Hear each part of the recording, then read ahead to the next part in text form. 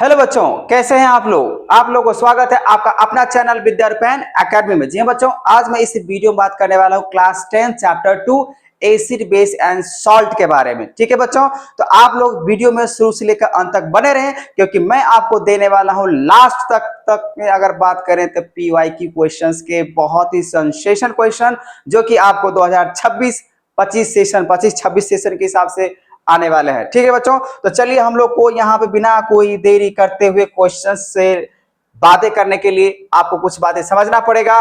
और आज के जो क्लास की अगर बातें करें, जो लर्निंग जो आउटकम्स है, हम लोग इंट्रोडक्शन तो देखेंगे एसिड बेस एंड सॉल्ट का, और साथ ही साथ हम लोग बहुत सारे रिएक्शंस देखेंगे, और साथ ही साथ हम लोग PI की क्वेश्चंस की बातें करेंगे। तो यहाँ पे ये लर्निंग आउटकम्स हैं, ये सारे के सारे हम लोग सीखने वाले हैं। तो सबसे पहले हम लोग बात करेंगे एसिड बेस के बारे में। तो एसिड होता क्या है।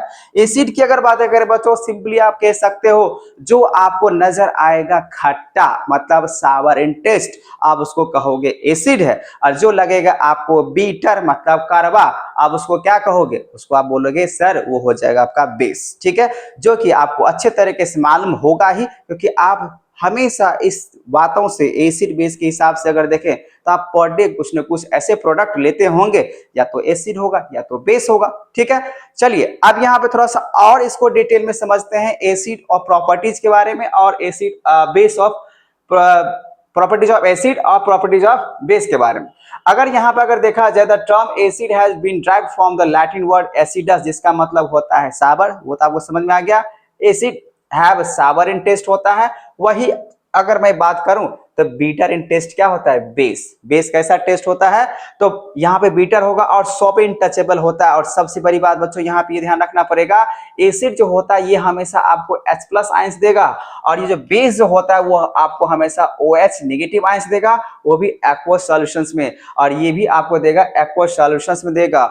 और साथ ही साथ जो एसिड होते हैं ये ब्लू लिटमस को क्या कर देता है, रेड में कन्वर्ट कर देता है। और वही अगर मैं बात करूं यहाँ पे अगर बेस के बारे में, तो ये रेड को क्या कर देता है, ब्लू में कर देता है। इसमें अगर देखा जाए तो रेड को क्या कर देगा, ब्लू में कर देगा। और साथ ही साथ यहाँ पे आपको देखना पड़ेंगे कुछ स्ट्रॉन्ग एसिड और कुछ वीक एसिड। यहाँ पे आप देख सकते हो बच्चों, मैंने आपके लिए यहाँ पे क्या लिखा, हाइड्रोक्लोरिक एसिड जो कि क्या होता है, स्ट्रॉन्ग एसिड होता है। यहाँ सल्फ्यूरिक एसिड जो कि क्या होता है, स्ट्रॉन्ग एसिड होता है। और ये नाइट्रिक एसिड हुआ जो कि स्ट्रॉन्ग एसिड होते हैं। और यहाँ पे आप देख सकते हैं बच्चों स्ट्रॉन्ग बेस के बारे में, जो सोडियम हाइड्रोक्साइड हो गया, पोटेशियम हाइड्रोक्साइड हो गया, कैल्शियम हाइड्रोक्साइड हो गया, ये क्या होता है, स्ट्रॉन्ग बेस होते हैं।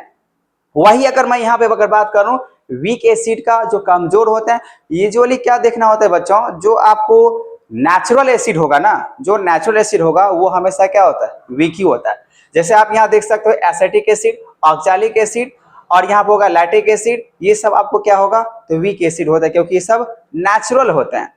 वही अगर यहाँ पर अगर आप वीक बेस की अगर बातें करें, तो यहाँ पे अमोनियम हाइड्रोक्साइड जो कि ये वीक है।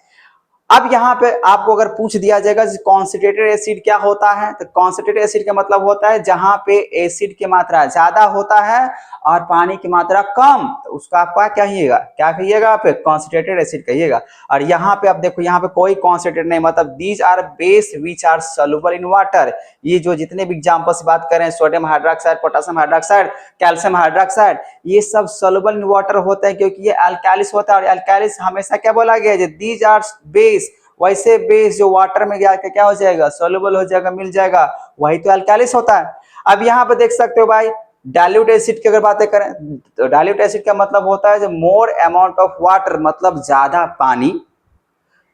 पानी और कम अमाउंट में एसिड है, ज्यादा पानी और यहाँ पे कम अमाउंट में अगर एसिड है, तो आप क्या कहिएगा उसको, डाइल्यूट एसिड। तो आपको बच्चों ये बात तो समझ में आ गया, एसिड क्या होता है, तो एसिड होता है सावर इन टेस्ट होता है। वही बेस की बात करते हैं, बीटर इन टेस्ट होता है। एसिड में होता है H+ आयंस होते हैं, बेस में OH नेगेटिव आयंस होते हैं। और ये H+ आयंस की अगर बातें करें एसिड्स के लिए, वो एक्वस सॉल्यूशंस होते हैं, और ये OH भी नेगेटिव जो होते हैं ये भी एक्वस सॉल्यूशंस होते हैं। ठीक है ना। उसके साथ साथ अगर कहें एसिड के लिए, तो एसिड जो होता है वो ब्लू से रेड में कन्वर्ट कर देगा। और यहाँ पे बेस की अगर मैं बात करूं, तो बेस क्या करता है, इसमें रेड से ब्लू में कन्वर्ट कर देता है।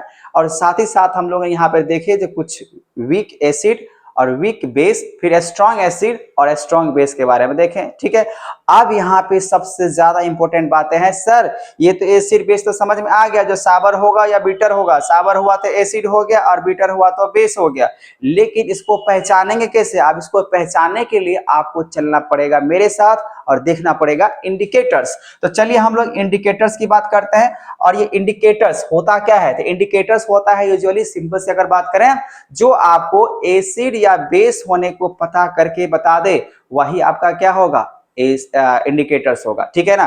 तो इंडिकेटर्स में अगर देखा जाए तो इंडिकेटर्स फिलहाल हम लोग तीन तरीके के बात कर सकते हैं। नेचुरल इंडिकेटर्स होगा, सिंथेटिक इंडिकेटर्स होगा और ऑल्फैक्टरी इंडिकेटर्स होगा, जो कि एक एक करके हम लोग समझने वाले हैं। तो आप यहाँ पे चलो तीन तरीके की इंडिकेटर्स के बारे में देखते हैं। नेचुरल इंडिकेटर्स जो नेचर से मिलेगा, जो found in nature in plants, found in nature in plants, जैसे यहाँ पे देख सकते हो लिटमस हो गया, रेड कैबेज हो गया, फ्लावर्स ऑफ हाइड्रोजेनिया हो जाएगा, ठीक है ना। उसके बाद टर्मेरिक हो गया, रेड कैबेज हो गया, ये सब आपने देख लिया। ये सब का सब क्या होता है? ये होता है आपका नेचुरल इंडिकेटर्स। और भी बहुत सारे होते हैं। वही अगर सिंथेटिक इंडिकेटर्स की बातें करें, जो एक तरीके से आर्टिफिशियल्स भी होते हैं। ये क्या होता है? आर्टिफिशियल्स। आप इसको आर्टिफिशियल्स बोलो या इसको आप सिंथेटिक इंडिकेटर्स बोलो।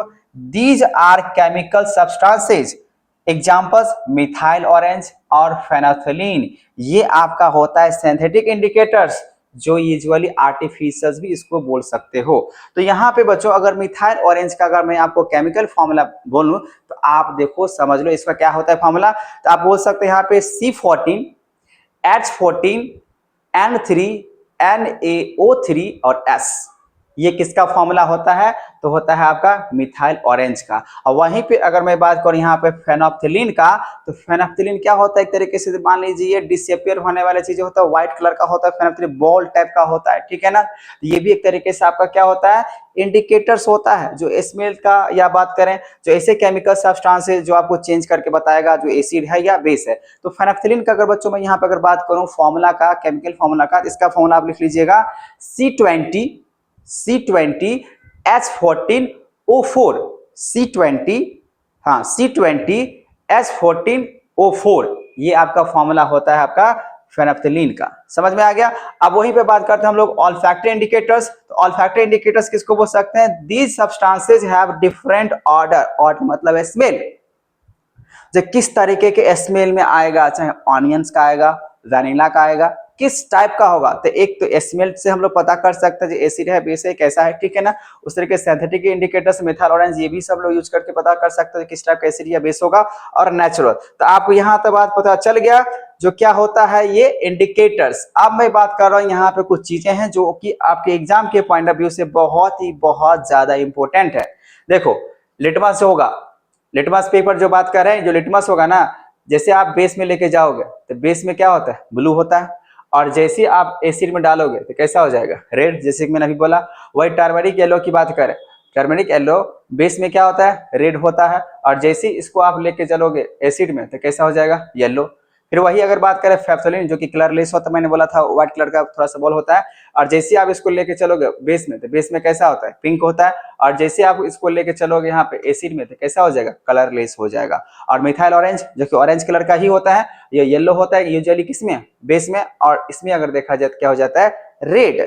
अब यहाँ पे मैंने आपके लिए कुछ यहाँ पे लिखा है जो कि बहुत ही ज्यादा इंपॉर्टेंट है एग्जाम के पॉइंट ऑफ व्यू से। जैसे देखिए labour try popcorn with mayor, यहाँ पे देख सकते हो लेबर, तो लेबर के लिए यहाँ पे लिटमस ब्लू क्या होगा? रेड। मतलब जो लिटमस होता है वो ब्लू होता है, ठीक है ना। लेकिन यहाँ पे एसिड में क्या हो जाएगा? रेड हो जाएगा। बी मतलब बेस, लिटमस बेस में होता है ब्लू और ये एसिड में क्या हो जाता है? रेड। फिर यहाँ पर ट्राई जो लिखा हुआ है, टी से होता है टर्मेरिक, तो टर्मेरिक अगर ये जो अगर बात करें तो बेस में होता है आपका रेड। और जैसे इसको आप लेके चलोगे यहाँ पे एसिड में तो क्या हो जाता है? येलो। यही चीज को यहाँ पे आप देख सकते हो। उसी तरीके से अगर बच्चों यहाँ पे अगर बात करूं पॉपकॉर्न के लिए, तो फेनाप्थलीन, तो फेनाप्थलीन क्या होता है? यहाँ पे पिंक होता है बेस में। और जैसे इसमें लेके चलेंगे एसिड में तो एसिड में क्या हो जाता है? कलरलेस हो जाता है। ये आपको याद करने पड़ेंगे। और यहीं पे अगर बात करें मेयर के हिसाब से, तो मिथाइल की अगर बात करें तो मिथाइल जो बेस में होता है वो येलो कलर का होता है और हो जाता है एसिड में रेड। तो आपको ये बात समझ में आ चुका है, तो ये आपको ध्यान रखना है, ये आपको याद करने पड़ेंगे, क्योंकि ऐसे तो आप सुनने से पता होगा नहीं, तो आपको ये याद रखने पड़ेंगे, ठीक है ना। लेवर ट्राई पॉपकॉर्न विथ मेयर, अगर आप कम से कम ये वाली चीज अगर आप याद कर लेते हो, जो एक तरीके से एक लाइन का जो सेंटेंसेज है, लेवर ट्राई पॉपकॉर्न विथ मेयर, तो आपको इसमें सारे के सारे जो है ना पता चल जाएगा। जो लिटमस है ब्लू होता है बेस में, उसमें हो जाएगा रेड, ठीक है ना। इस तरीके से आप समझ सकते हो, ठीक है। अब यहाँ पे मैंने एक क्वेश्चन यहाँ पे दिया है, select a pair of olfactory indicators from the following. तो अब ऑल्फैक्टरी इंडिकेटर्स के बारे में आपने क्या देखा, जो कि खासकर अगर देखें तो स्मेल की बातें किया जाएगा। तो आप लोग मुझे इसका जवाब कमेंट में दें कि क्या हो सकता है। Select a pair of olfactory indicators from the flowing, ये देख सकते हैं यहाँ पे 2023 में आया हुआ क्वेश्चन है, 2023 में ये क्वेश्चन आया हुआ है। यहाँ पे 4 ऑप्शन दिया हुआ है, आप हमें कमेंट करें इसमें से कौन सा सही जवाब होगा, ठीक है बच्चों। चलिए आगे बात कर लेते हैं। आगे यहाँ पे दिया हुआ है रिएक्शंस, तो आपको ध्यान से समझने पड़ेंगे, सुनने पड़ेंगे, क्योंकि रिएक्शंस जब तक आपको याद नहीं होगा तब तक इस चैप्टर को आप नहीं समझ सकते। मतलब किसको किसमें अगर ऐड करें, किसको किसके साथ हमने रिएक्ट किया और उसके जो प्रोडक्ट निकल के आया वो क्या हो सकता है, ये आपको यहीं से मिलेगा, ठीक है। इसीलिए आपको क्या करना होगा, इसको अच्छे तरीके से सुनने और समझने पड़ेंगे, क्योंकि बिना याद किए हुए इक्वेशंस आपको यहाँ पे नहीं होने वाला है, ठीक है बच्चों। तो चलिए हम लोग यहाँ पे शुरू करते हैं। सबसे पहला अगर बात करें reactions of acid with metal, ठीक है, reactions of acid with metal की अगर बात करें तो यहाँ आप देख सकते हो, पहली बात हम लोग रिएक्शन बेस के साथ हम लोग देखेंगे मेटल्स का, लेकिन सबसे पहली बात अगर मैं यहाँ पे अगर करूं तो वो क्या है, reaction of acid with metal. तो मेटल के साथ अगर हम एसिड को अगर रिएक्ट करते हैं, मेटल को अगर हम यहाँ पे अगर एसिड के साथ अगर रिएक्शंस करेंगे तो क्या बनने वाला है, तो ध्यान सुने। अगर आप एसिड को रिएक्ट करते हैं मेटल के साथ तो बनेगा आपका मेटल सॉल्ट, ये आपको ध्यान रखना है, और साथ ही साथ रिलीज करता है आपको हाइड्रोजन गैस, ठीक है, ये आपको ध्यान रखना है। अगर ये आपको याद है तो समझ लीजिए कोई भी आप ले सकते हो यहाँ पे मेटल्स, कोई भी ले सकते हो एसिड, आपको आएगा यही, ठीक है ना। तो आपको ये ध्यान रखना है, जैसे आप देख सकते हो एसिड प्लस में आप ले लिया मेटल, तो एसिड प्लस मेटल आपको क्या निकाल के देगा, सॉल्ट प्लस में हाइड्रोजन गैस देगा ना। अगर आप कोई भी एसिड लेते हो और कोई भी अगर आप मेटल लेते हो तो आपको बनाएगा सॉल्ट प्लस में हाइड्रोजन गैस। जैसे एग्जांपल के हिसाब से अगर मैं यहाँ पे अगर बात करूं, एसिड ले लो HCl, HCl हो गया। अब HCl में अगर बात कर लीजिए, अगर आप कोई भी अगर मेटल लेते हो, जैसे आप यहाँ पे ले लो जिंक ले लो, कैल्शियम ले लो, ठीक है ना। अगर आप मान लीजिए यहाँ पर अगर कैल्शियम अगर लेते हो तो कैल्शियम भी एक तरीके से मेटल ही हुआ। तो यहाँ पे सॉल्ट की अगर बातें करें तो सबसे पहले तो आप यहाँ पे निकाल दो, ये तो आपका C होगा, हाइड्रोजन गैस निकाल दो, ये सबसे पहली बात, क्योंकि यहाँ देखिए सॉल्ट प्लस मैंने क्या बोला हाइड्रोजन गैस, तो आप सबसे पहले H2 को निकाल दो, जो हाइड्रोजन गैस बनेगा।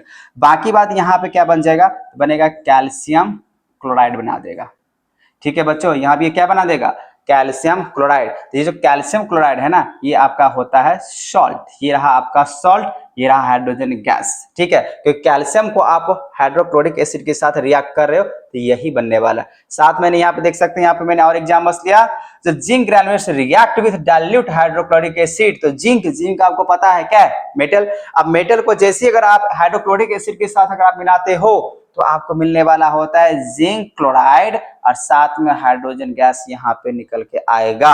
तो ये आपको ध्यान रखना है बच्चों, क्या ध्यान रखना है, ये वाली बात याद रखना है, acid plus metal salt plus hydrogen gas, acid plus metal salt plus hydrogen gas निकल के आता है, रिलीज कर जाता है, ठीक है। तो पहला रिएक्शन आपको समझ में आ गया। चलिए हम लोग आगे बात करते हैं, जो कि आपको इंपॉर्टेंट कुछ देखने को मिलने वाला है। देखिए अब ये तो आप समझ में आ गया एसिड के साथ। अगर बेस की अगर बातें करें तो बेस में यूजुअली मेटल कुछ रिएक्ट करता नहीं है ज्यादा, ठीक है, इसमें कुछ ऐसा होता नहीं। आप देख सकते हैं यहाँ पे base react with metal to evolve hydrogen gas, also note that all metals do not react. मतलब सारे के सारे मेटल्स बेस के साथ रिएक्ट नहीं करता है, एक्सेप्शंस के हिसाब से चलेंगे हम लोग। The metals must be more reactive than metals. ऐसा क्यों नहीं करता है, क्योंकि बोला गया यहाँ पे द मेटल्स जो होता है ना वो ज्यादा रिएक्टिव होता है जो भी बेस हम लोग लेंगे। मान लीजिए आप कोई भी आप बेस लेते हो तो बेस से ज्यादा तो मेटल्स रिएक्टिव है, तो मेटल को कैसे वो डिस्प्लेस करेगा, वो कैसे रिएक्ट करवाएगा, इसीलिए ये ज्यादा इसमें नहीं होता है। तो यहाँ पे एग्जांपल के हिसाब से देखो, बेस प्लस मेटल, जैसे आपने एसिड प्लस आपने मेटल देखा जो कि आपको सॉल्ट प्लस हाइड्रोजन गैस निकाल के दिया था, सेम इसमें भी वही फॉर्म होगा, सॉल्ट प्लस हाइड्रोजन गैस। जैसे एग्जांपल्स में आपको मैंने दिखाया, जिंक ग्रैन्युलेट्स हुआ रिएक्ट विद सोडियम हाइड्रोक्साइड। ये सोडियम हाइड्रोक्साइड क्या होता है? बेस होता है। लेकिन आपको एक बात हमेशा ध्यान रखना बच्चों, जो मेटल्स हमेशा मोर रिएक्टिव होता है बेस के हिसाब से, तो इसमें ज्यादा आपको मेटल्स जो है ना बेस के साथ रिएक्ट करने का कोशिश नहीं करता है, ठीक है। आप यहाँ देख सकते हो, अगर मैं यहाँ पे सोडियम हाइड्रोक्साइड की बात करूं, अगर सोडियम हाइड्रोक्साइड को अगर आप जिंक के साथ अगर मिला दोगे तो यहाँ पे सोडियम जिंकेट बनेगा। ये किसका फॉर्मूला दिया हुआ है? सोडियम जिंकेट का। ये सोडियम जिंकेट बनेगा और साथ में साथ यहाँ क्या रिलीज कर देगा? हाइड्रोजन गैस लिबरेट करेगा, ठीक है। तो यहाँ पे ये बात है आपको समझ में आ गया, ठीक है। अब बोला गया हाइड्रोजन गैस जब रिलीज करता है ना, तो जब उसको टेस्ट किया जाएगा, तो टेस्ट करने के साथ bringing burning of candle near gas bubbles it burst with pop up sound. मतलब ये उसमें से अगर मान लो हाइड्रोजन गैस आपको लिबरेट कर रहा है, रिलीज हो रहा है, उसके लिए आपको क्या करना पड़ेगा? आप नजदीक लेके जाओ जहां से हाइड्रोजन गैस लिबरेट है, वो हाइड्रोजन गैस है या नहीं है, और उस वहां पर कैंडल लेके जाओ, और कैंडल ले जाने के बाद वहां से माचिस का मैच लगाओ उसमें आग, ठीक है ना। लगाने के बाद आकर वो पॉपअप साउंड के साथ, पटाख से आवाज के साथ अगर मान लीजिए वो अगर बुझ गया तो समझ जाना वो हाइड्रोजन गैस लिबरेट कर रहा है, ठीक है। तो यहाँ पे देख सकते हैं बच्चों, बेस प्लस मेटल, यहाँ तो समझ में आ गया, जो सोडियम और साथ ही sorry salt, base plus metal, salt plus क्या निकल के आएगा? हाइड्रोजन गैस लिबरेट होगा। जैसे सोडियम हाइड्रोक्साइड और जिंक, मैंने यहाँ बोल दिया सोडियम जिंकेट होगा, और यहाँ साथ ही साथ क्या होगा? हाइड्रोजन गैस लिबरेट कर जाएगा। आप यहाँ देख सकते हो, reaction does not happen with all metals. Base के साथ सारे के सारे मेटल्स रिएक्ट नहीं कर सकते हैं, ये आपको ध्यान रखना है, ठीक है। अब यहाँ पे एक आपको एग्जांपल एनसीईआरटी बुक के हिसाब से यही मैंने आपको बात करके रखा था। रिएक्शन विद मेटल में जब metals above hydrogen in activity series display hydrogen from acid, तो जैसे देखो मेटल है प्लस एसिड, जिंक लिया, जिंक के साथ अगर सल्फ्यूरिक एसिड कर मिलाते हैं, यहाँ पे सल्फ्यूरिक एसिड आपने मिलाया, मिलाने के बाद यहाँ पे आपको क्या होगा? Zinc sulphate. और जो जिंक सल्फेट होता है जिसको हम लोग बोलते हैं व्हाइट विट्रोल, मतलब व्हाइट कलर का है, वो व्हाइट विट्रोल हो जाएगा, ठीक है। और यहाँ पे हाइड्रोजन गैस क्या कर जाएगा? लिबरेट कर जाएगा। आप यहाँ पे देख सकते हो, यहाँ पे जिंक ग्रैन्युलेट्स डाला हुआ है, ठीक है ना, और यहाँ पे बबल्स हो रहा है, ठीक है ना। इसमें अगर बात करें इस एसिड में बबल्स हो रहा है, और जैसे ही बबल्स हो रहा है और इस बबल्स के बाद ये इसको इस पाइप के थ्रू अगर मान लीजिए यहाँ पे लेकर आ रहे हैं, सोपी बबल्स यहाँ पर हो रहा है, ठीक है ना। सब सोल्यूशन यहाँ पे दिया, burning of H2O gas pop up sound के साथ होता है। जैसे आप कैंडल को लेके आओगे, जैसे यहाँ पे कैंडल के लेके पास आओगे, जो बबल्स हो रहा है वहां पे, तो ये अपने आप जो है पॉप अप साउंड के साथ जो है पूरे ब्रस्ट कर जाएगा, आवाज देना शुरू कर देगा, समझ जाना ये H2O गैस का है, ठीक है। तो बबल्स अपीयर्स क्या करता है? Gas is release. जहां पे बबल्स हो रहा है इसका मतलब गैस यहाँ पे रिलीज हो रहा है, और कौन सा गैस रिलीज होगा? H2, जो कि हाइड्रोजन गैस है। तो H2 gas burn with pop up sound. H2 gas जो होगा, हाइड्रोजन गैस होगा, वो पॉप अप साउंड के साथ क्या हो जाएगा? बर्न हो जाएगा। उसी के साथ अगर यहाँ पे अगर कहें बच्चों, तो एक्सटिंग्विशेस अ कैंडल या ग्लोइंग स्प्लिंटर। जैसे यहाँ पे स्प्लिंटर की बात करें, कुछ भी चीज के लिए यहाँ पे लेके जाओ, तो पॉप अप साउंड के साथ वो जलना शुरू हो जाता है। तो इससे पता चल जाता है ये H2O गैस है, हाइड्रोजन गैस है, ठीक है। तो आपको ये बात तो समझ में आ गया होगा, जो बबल्स वाले पार्ट है, वो बबल्स वाले पार्ट क्या बताता है? हाइड्रोजन गैस को बताता है, ठीक है। ये आपको इंपॉर्टेंट टॉपिक है, क्योंकि यहाँ से क्वेश्चंस आते हैं, क्वेश्चन पूछ दिए जाते हैं, जो हाइड्रोजन गैस यहाँ पे किस टाइप के साउंड करके रिलीज करते हैं। तो ये आपको हो जाएगा पॉप अप साउंड, और क्यों होता है नहीं होता है इसके बारे में पूरे आपको एक्टिविटी बताना पड़ेगा। तो ये आपको जो है ना पूरे जो स्टेप यहाँ लिया हुआ है आपको लिखने पड़ते हैं, इसलिए आपको इसको अच्छे तरीके से याद कर लेना है, समझ जाना है। अब यहाँ बच्चों अगर बात करें reactions of acid with metals carbonates and metal hydrogen carbonate, ये क्या होता है? देखिए, acid react with metal carbonates या मेटल हाइड्रोजन कार्बोनेट की बातें करें तो यहाँ पे फॉर्म होगा सॉल्ट, कार्बन डाइऑक्साइड, और साथ ही साथ बनाएगा आपका वाटर। देखिए, जैसे कि आप यहाँ पर देख सकते हो, मैंने यहाँ पे क्या लिखा, अगर आप कोई भी मेटल कार्बोनेट लो या मेटल हाइड्रोजन कार्बोनेट लो, इसके साथ अगर आप एसिड को अगर जोड़ोगे, ऐड करोगे ये रिएक्टेंट वाले पार्ट में, तो सॉल्ट प्लस कार्बन डाइऑक्साइड साथ में वाटर फॉर्म होता है। ये आपको याद रखना है। आपने लिया क्या? तो आपने लिया मेटल कार्बोनेट, मिथाइल का मेटल हाइड्रोजन कार्बोनेट, और साथ में जोड़ दिया एसिड, तो बन जाएगा आपका सॉल्ट प्लस कार्बन डाइऑक्साइड और साथ ही साथ बनेगा वाटर, ठीक है ना। तो ये आपको ध्यान रखने, याद रखने, ये बनाता ही बनाता है, ठीक है। इसमें एग्जांपल्स लेके हम लोग देखते हैं।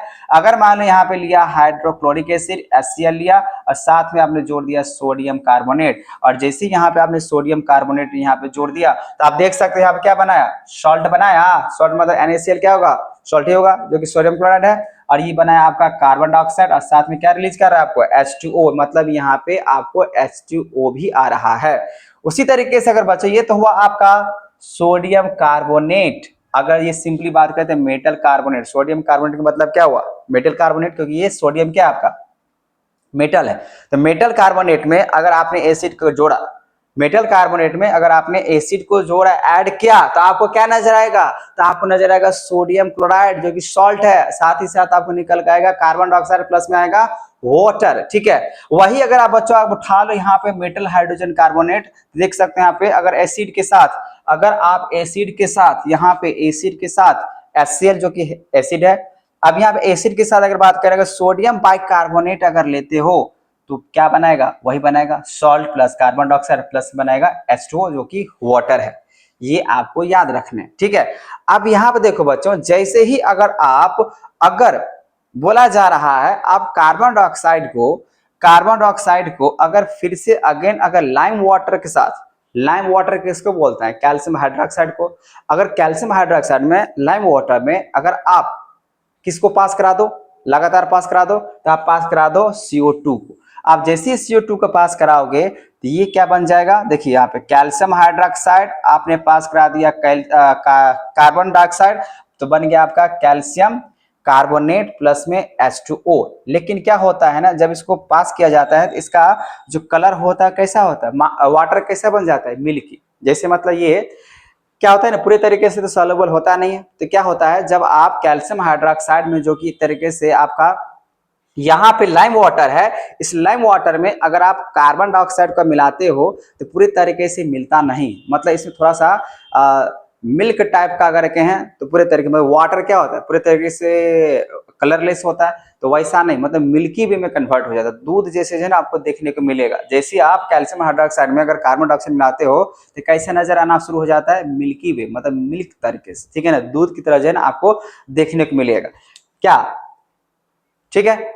अब जैसे ही इसमें अगर मान लीजिए जो कैल्शियम कार्बोनेट की बात करें, इस कैल्शियम कार्बोनेट में अगेन अगर आप फिर से अगर आप कार्बन डाइऑक्साइड और वाटर, ये जो आपको दिख रहा है कैल्शियम कार्बोनेट और प्लस में वाटर, इसमें अगर मान लीजिए फिर से आप जैसे ही अगर ऐड कर दोगे ये कार्बन डाइऑक्साइड, अगर फिर से अगर आप यहाँ पे अगर जोड़ देते हो तो ये पूरे तरीके से जो मिल्की वे जो दिख रहा था ना, वो क्या हो जाता है, डिसअपीयर हो जाता है, मतलब अब साफ साफ नजर आना शुरू हो जाता है। पहले साफ साफ नजर नहीं आ रहा था, मतलब कैल्शियम हाइड्रोक्साइड जो था, जो आपका लाइम वाटर था, उस लाइम वाटर में जैसे ही आपने कार्बन डाइऑक्साइड को मिलाया था तो हो गया था, दिखने लगा था कैसा, मिल्की वे, मतलब दूध की तरह दिखने लगा था, ठीक है, जो कि आपको पूरे तरीके से क्लियर नजर नहीं आ रहा था, ठीक है। एक तरीके से आप बोल सकते टिंडल टाइप तरीके से, पूरे तरीके से धुंधलापन दूध की तरह से हो गया था, ठीक है ना। जैसे आप यहाँ पे और एक्सेस अगर आपने, जैसे आपने एक्सेस यहाँ पे CO2 पास करा दिया किसमें, कैल्शियम कार्बोनेट और वाटर के साथ यहाँ पर, तो वो डिसअपीयर हो जाएगा, मतलब वो मिल्कनेस डिसअपीयर हो जाएगा, जो दूध कलर की जो दिख रहा था अब वो दूध कलर की नजर नहीं आएगा, वो डिसअपीयर हो जाएगा, साफ नजर आएगा, ठीक है। तो हो जाएगा कैल्शियम बाइकार्बोनेट, ठीक है। तो यही पे यहाँ पे मैंने बात कर रखा था मेटल हाइड्रोजन कार्बोनेट की बातें करें तो यही है कैल्शियम, तो सी से क्या होता है कैल्शियम, जो कि आपको होगा मेटल ही होगा, और बाइकार्बोनेट का मतलब H लगाते हैं तो यहाँ पे HCO3 जो कि कैल्शियम बाइकार्बोनेट जो कि आपको मिल जाएगा, और वो मिल्कीनेस जो था जो डिसअपीयर हो जाएगा, ठीक है बच्चों। ये आपको बात समझ में आ गया। अब यहाँ पे देखते हैं हम लोग, base do not react with metals carbonate and metals hydrogen carbonate, ये देखना है आपको ध्यान से, base do not react with metal carbonates, इसका कोई रिएक्शन होता ही नहीं है। तो मेटल्स कार्बोनेट्स को या मेटल हाइड्रोजन कार्बोनेट्स को अगर बेस के साथ अगर आप मिलाते हो तो कोई रिएक्शंस आपको नहीं मिलेगा। ये सब बातें आपको याद रखने की जरूरत है, ठीक है ना, कोई भी आपको यहाँ पे रिएक्शंस नहीं होगा। नो रिएक्शंस, ये आपको ध्यान रखना है, ठीक है ना। Base do not react with metal carbonate या मेटल हाइड्रोजन कार्बोनेट के साथ ये रिएक्ट नहीं करता है, इसका कोई रिएक्शंस नहीं होने वाला होता है क्योंकि वीकनेस में चला जाता है, उसमें मेटालिक नहीं बन पाता है। Reactions of acids and base with each other, acid and base react to form salt and water, ये तो आपको अच्छे तरीके से मालूम है। एसिड प्लस बेस को वैसे अगर देखा जाए तो न्यूट्रलाइजेशन रिएक्शंस के नाम से भी जानते हैं, लेकिन आपको हमेशा ध्यान रखना है जब आप एसिड को आप बेस को आप रिएक्ट कराओगे तो बनाएगा सॉल्ट और साथ में वाटर फॉर्म देगा। उस समय आप क्या देख रहे थे, अगर एसिड को आप मेटल के साथ अगर रिएक्ट कर रहे थे तो क्या बन रहा था, बन रहा था आपका सॉल्ट प्लस हाइड्रोजन गैस, ठीक है ना। मेटल प्लस एसिड बन रहा था आपका सॉल्ट प्लस हाइड्रोजन गैस। यहाँ पे एसिड प्लस बेस है तो एसिड प्लस बेस जो बनता है आपका सॉल्ट प्लस वाटर, वाटर बना के देगा। ये आपको हमेशा ध्यान रखना है, ठीक है बच्चों। तो ये आपको पता चल गया कि एसिड प्लस बेस क्या बनाता है, सॉल्ट प्लस वाटर बनाता है। इसको हम लोग न्यूट्रलाइजेशन रिएक्शंस के नाम से भी जान सकते हैं, समझ सकते हैं। जो reactions of acid with base is called neutralization reaction, neutral कर देगा, ठीक है ना। अब मान लो जो फॉर्मिक एसिड की बातें करें, जो आपको चींटी काट लिया, ठीक है ना, या एंडास्टिंग की बातें करें तो उसमें भी क्या होता है, अब वो एसिड होता है, जैसे आप उसके साथ अगर बेस को अगर रब कर लेते हो तो न्यूट्रल हो जाता है, ठीक है ना। तो उस तरीके से आप बोल सकते हो वो न्यूट्रलाइजेशन रिएक्शन। तो न्यूट्रलाइजेशन रिएक्शन वैसा रिएक्शन होता है जहां पे आपको एसिड और बेस अगर आप मिला दोगे न्यूट्रल हो जाएगा, और साथ ही साथ इसको आप बोल सकते हो सॉल्ट प्लस वाटर, ठीक है। अब यहाँ पे बच्चों एक बात आपको समझने लायक है जो कि एग्जाम में आपके बहुत ही ज्यादा यूजफुल है। जैसे आप यहाँ पे देख सकते हैं, ये तो समझ में आ गया सर, ये जो आपको HCl दिख रहा है हाइड्रोक्लोरिक एसिड, ये हो गया सोडियम हाइड्रोक्साइड। तो यहाँ पे हाइड्रोजन क्लोराइड जो कि HCl है और इसके साथ अगर आपने जोड़ दिया सोडियम हाइड्रोक्साइड तो बन जाएगा आपका सोडियम क्लोराइड। सोडियम क्लोराइड जो कि आपको पता ही है सॉल्ट है और हम लोग उसको खाते हैं, ठीक है ना।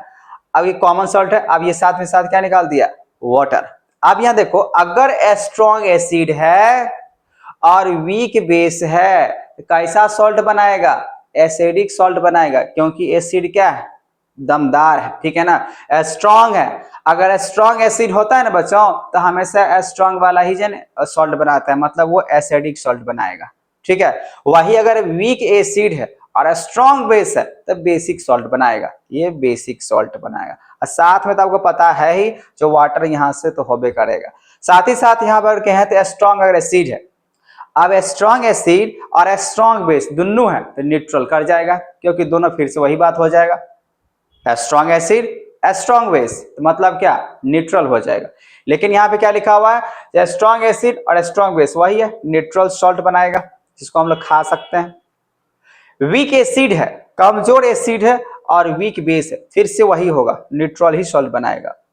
अब यहाँ पे क्या होता है, या तो मान लीजिए स्ट्रॉन्ग अगर एसिड है तब तो एसिडिक सॉल्ट बनाएगा, वीक अगर एसिड है और बेस अगर मान लीजिए स्ट्रॉन्ग है तो बेसिक सॉल्ट बनाता है।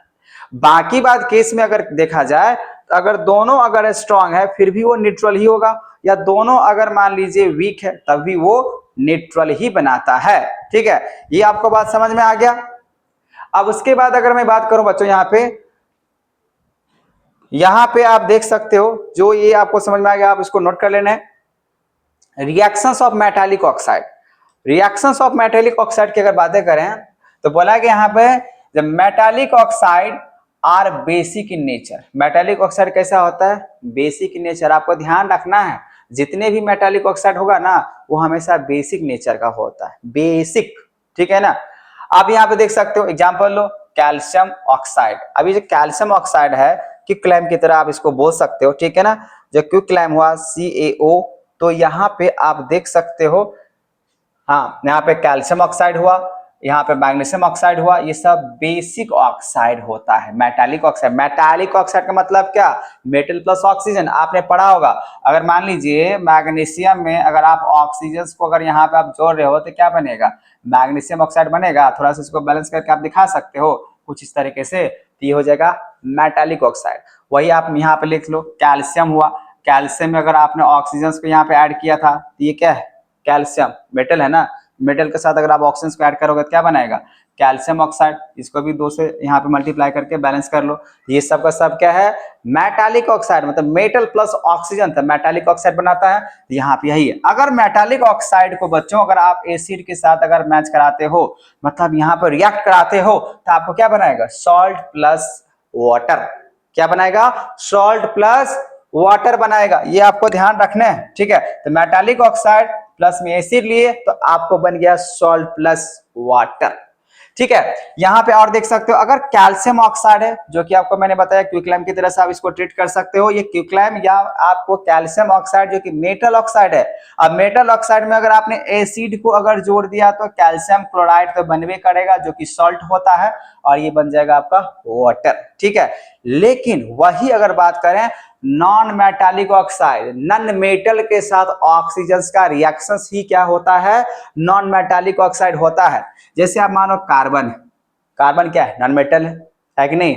अभी कार्बन के साथ अगर आपने यहाँ पे जोड़ दिया ऑक्सीजन, तो क्या बनेगा बच्चों, कार्बन डाइऑक्साइड। तो कार्बन जो है वो नॉन मेटल है, तो यहाँ पे नॉन मेटालिक ऑक्साइड के साथ यहाँ पे आप बात कर सकते हो।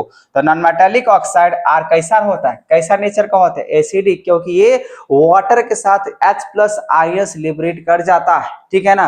तो जिसकी वजह से ये अगर बातें करें एसिडिक नेचर का होता है, और इसमें ऐसा नहीं होता है, ठीक है ना। इसलिए इसका बेसिक नेचर हो जाता है, इसमें H+आयंस नहीं होते हैं, ठीक है। इसके लिए क्या हो जाता है, बेसिक नेचर का हो जाता है। और इसमें अगर बात करें जो कार्बन डाइऑक्साइड, जो कि आपने पढ़ा होगा, सुना होगा, जैसे एसिड रेन, तो एसिड रेन में कार्बन डाइऑक्साइड की बात होता है ना।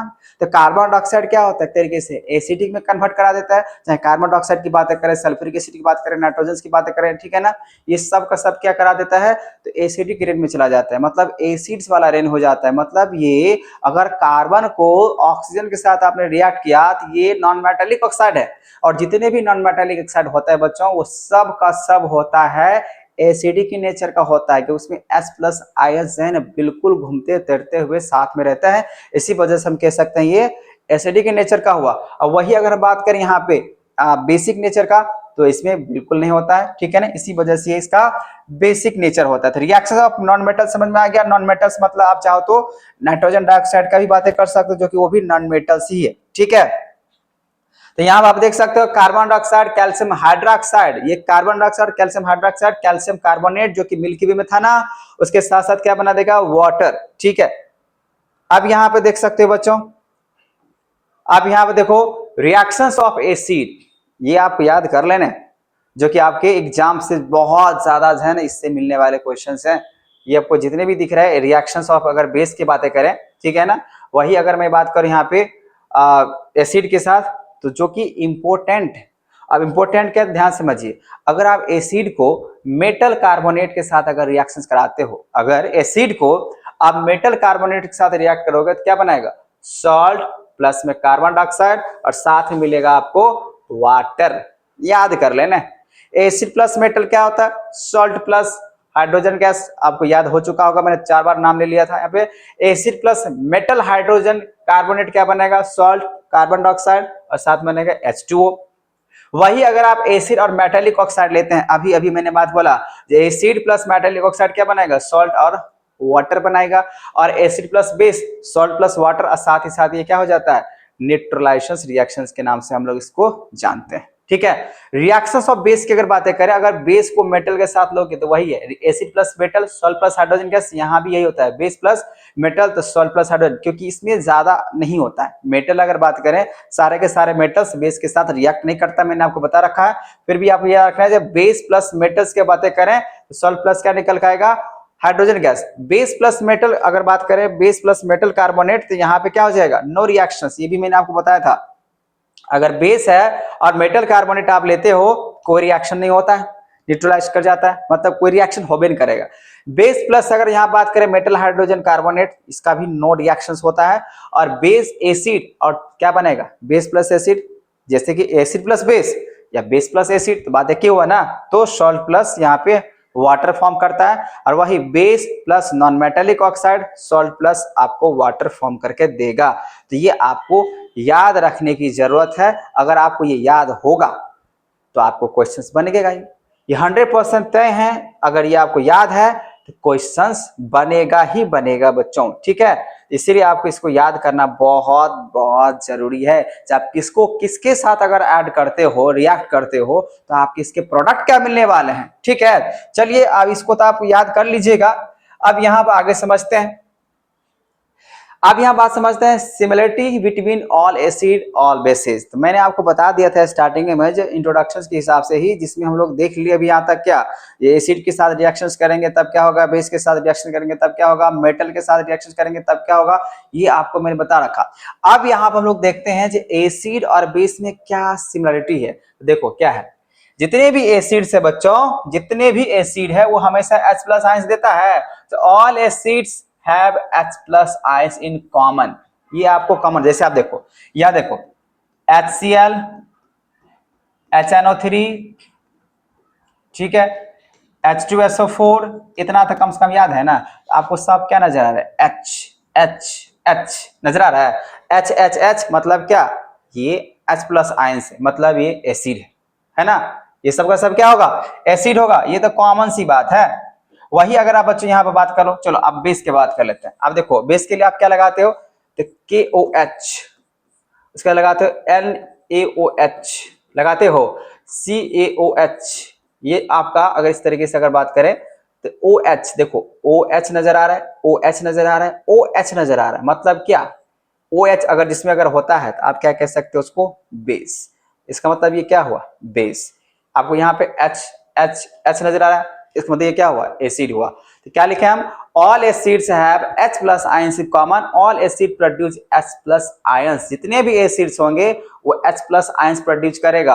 और acids produce H+ ions in solution which are responsible for their acidic properties. मतलब ये जो H+ आयंस होगा यही तो मेन रिस्पांसिबल होता है। H+ आयंस ही क्या होता है, रिस्पॉन्सिबल होता है एसिडिक होने का। अगर H+ आयंस इसमें अगर मान लीजिए नहीं फॉर्म हुआ ना, तो वो एसिडिक नहीं कहलाएगा, ठीक है। अब बेस पे आते हैं। All base have OH hydroxide, मतलब हाइड्रोक्साइड आयंस की बातें करते हैं। In common all bases produce OH negative ions, ठीक है ना। तो OH नेगेटिव अगर आयंस अगर प्रोड्यूस करा, मैंने यहाँ पे आपको एग्जाम्पल देकर रखा, तो आप समझ जाना वो सबका सब क्या है, बेस है। अब एसिड और बेस का अगर वाटर सॉल्यूशंस की अगर बातें करें बच्चों, एसिड और बेस में अगर हम वाटर सॉल्यूशन की बात करें, तो एसिड में एसिड वाटर के साथ कैसा रिएक्ट करता है और बेस के साथ कैसा रिएक्ट करेगा। देखो एसिड प्रोड्यूस करता है H+ ions in present of water, in presence of water, ठीक है। मतलब वाटर के प्रेजेंस में ये H+ आयंस आपको नजर दिखेगा, क्योंकि इसको है ना वाटर से प्यार है। H+ आयंस को अगर बात करें, ये वाटर से प्यार करता है, ठीक है, क्योंकि ये वाटर से जल्दी अट्रैक्ट हो जाता है, ठीक है।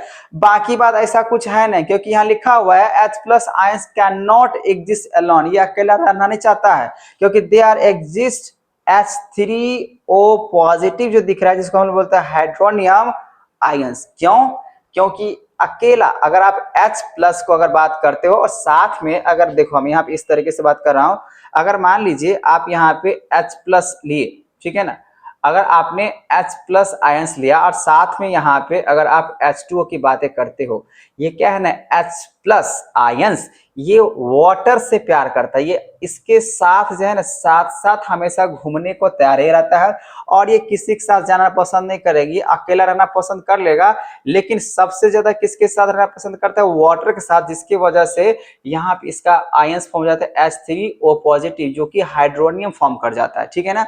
अब इसके पास एक प्रोटॉन होता है, H+ की अगर बातें करें तो इसके पास एक प्रोटॉन होता है। अब इसके पास एक प्रोटॉन और एक न्यूट्रॉन, इलेक्ट्रॉन की अगर बातें करें, अगर होता है एक प्रोटॉन एक इलेक्ट्रॉन, एक प्रोटॉन की बात कर सकते हैं यहाँ पे। तो जब ये एक प्रोटॉन या एक इलेक्ट्रॉन की अगर बातें करते हैं, तो ये बहुत ही ज्यादा हल्का नेग्लिजिबल, मतलब समझिए बहुत नाम मात्र की होता है, जो कि क्या करता है, ये वाटर के साथ आराम से जो है रिएक्ट कर जाता है, ठीक है।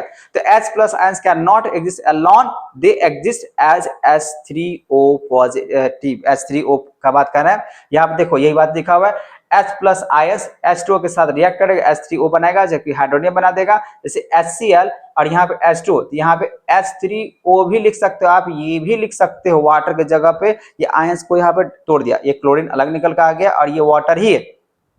क्योंकि ये इतना नेग्जिबल होता है, नाम मात्र की होता है। ये जो H प्लस आयंस है ना बहुत ही हल्का फुल्का होता है, नाम मात्र की बोल सकते हो, इससे कोई इस वाटर को कोई फर्क पड़ने वाला नहीं होता है। ठीक है, तो ये आपको बात समझ में आ गया, ये वाटर के साथ ही रहना पसंद करेगा।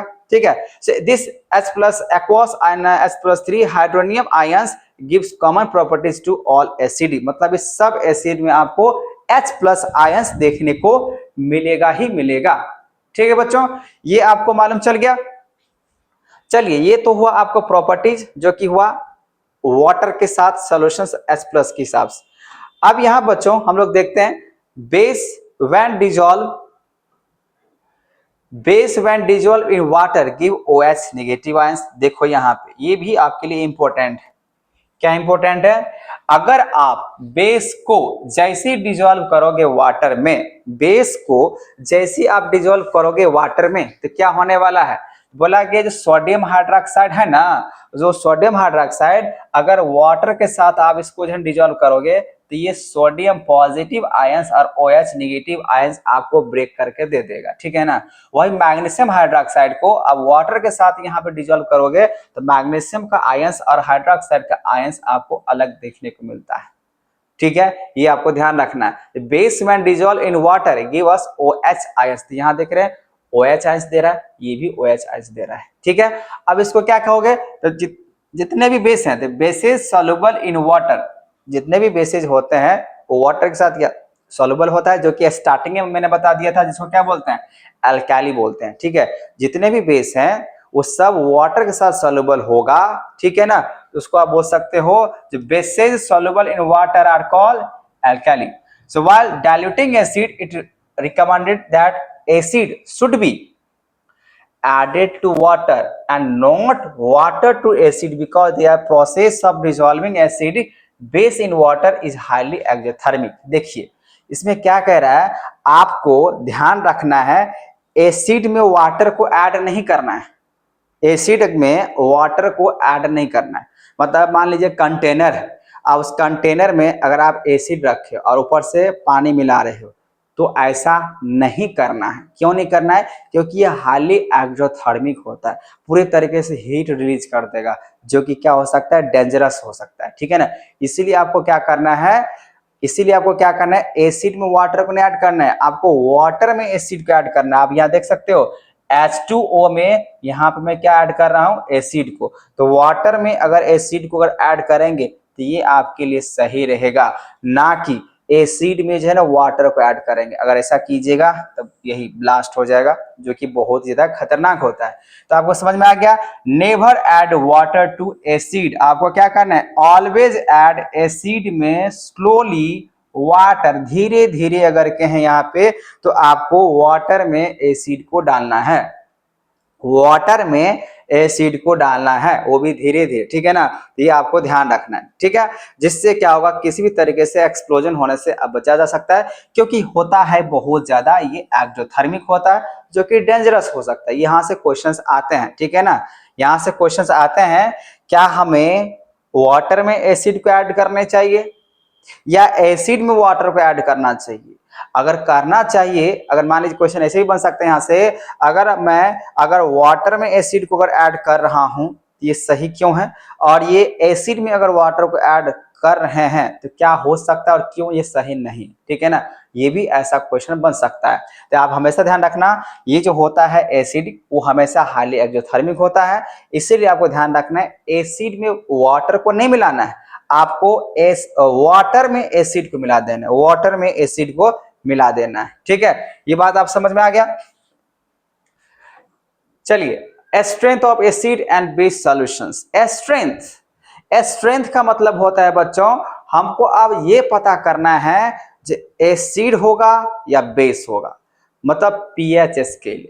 पीएच स्केल का अगर बात करें तो प्रोटॉन स्केल की बात करें तो प्रोटॉन हाइड्रोजन की बातें कर रहे हैं, जो कितना इसमें हाइड्रोजन की लेवल है, क्योंकि हाइड्रोजन आयंस की बातें करते हैं तो कितना प्रोटॉन है। ठीक है ना, कितना उसका पावर है। तो स्ट्रेंथ ऑफ एसिड या base can be estimated using universal indicators. Universal indicator it's mixtures of several indicators, it show different colours at different concentrations of OH, मतलब H negative, sorry H H+, ये आपको ध्यान रखना है, ये आपको ध्यान रखना है। मैं यहाँ पे क्या बोला हूँ, जो universal indicator it is a mixtures of several indicators, it show different colours at different concentration of H+ ions the solutions, ठीक है, अलग अलग, जिसको पीएच स्केल बोल सकते हैं। मैंने बोला यहाँ पे पोटेंशियल ऑफ हाइड्रोजन या पावर ऑफ हाइड्रोजन भी बोल सकते हैं, यहाँ पे पावर ऑफ हाइड्रोजन, यहाँ पोटेंशियल लिखा हुआ है ना, पोटेंशियल जो कि जर्मन वर्ड लिखा हुआ है, the scale measuring H+ ion concentration in the solutions,